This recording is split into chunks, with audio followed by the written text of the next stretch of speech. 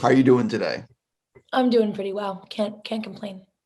So first, I guess, good morning from here in LA. I'm in LA too. Oh, well, there we go. So it's, a sunny day for both of us. During the pandemic, I've been asking everyone the same two first questions, which is, what TV series would you love to guest star on? Succession. I hear that answer a lot. Fantastic show. What movie or movies do you think you've seen the most? Robert Altman's Nashville and Mean Girls. Okay, those are two great choices. Thank you. Jumping into why I get to talk to you today, what was it about the script, the story? What was it about this project that said, I want to do this? It really intimidated me. It was the world of social media is something that scares me so much. I don't think about it very often. And that doesn't, I don't even mean scary, like I think it's bad. I just don't understand it. And it feels like an unbelievably powerful tool that I don't know how to use properly. It's like, it feels like I have like a samurai sword hanging in my kitchen and there's an invader at the door and I have to figure out how to defend myself with this giant heavy samurai sword that I've never picked up before. It's sort of the way I feel about social media. And so because of that, I always want to do things that scare me and make me explore parts of myself or parts of my world that I don't think about because I don't want to. And this movie did that for me. And so that drew me in. But really the thing that drew me in was wanting to work with Gia really badly and wanting to learn about acting from Andrew and that. So that was those things drew me in too. Listen, I think Andrew's a fantastic actor, but I also think he's very brave in this because there's a scene where he's running around Hollywood Boulevard naked, wearing like this underwear penis thing. And I'll be honest, I don't think I could do that. It's very brave.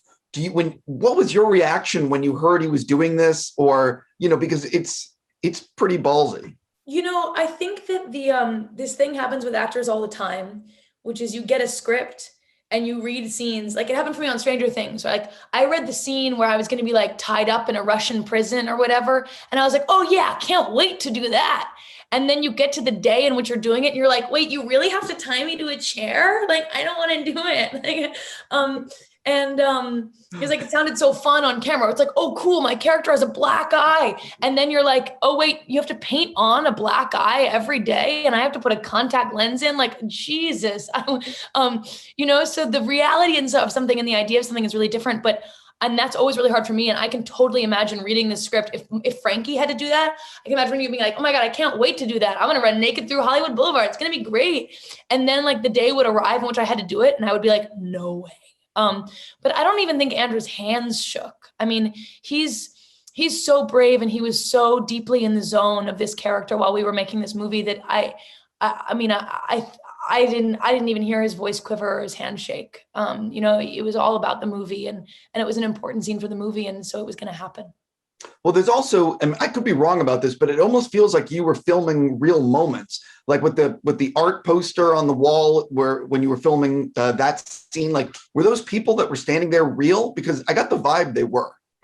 I won't tell you when it was real and when it wasn't. Sometimes in this movie it was real and sometimes it wasn't. And that was kind of Gia's idea, was to mix real moments in with contrived moments in order to create a real experience. And to me, it was very effective. Oh, 100%. There's a line in the movie that I really liked, which is Andrew says, you want to make art or chase affirmation from faceless strangers. And I think that represents so many people online. And you were talking about social media. Can you sort of talk about that so many people are just looking for likes rather than actually spending their time creating art? Yeah, I mean, I think that's what this movie is really about. It is in some ways about social media, but to me, it's actually about what can happen if you make people who make art for years and years and years that nobody likes, right? Always make art that comes from their soul. And the only motivation to make it is because they believe in it. Like, if you take an artist like Alice Neal, right? She was a painter and she was never successful in her lifetime. And she made these beautiful portraits because she had to make them. But once you make art that becomes popular, that starts to make money, there's this other motivation to make art, which is not, I want to make this because I have to make it and it's in my soul, but it's, I want to make it because there's demand for it and money could be made off of that.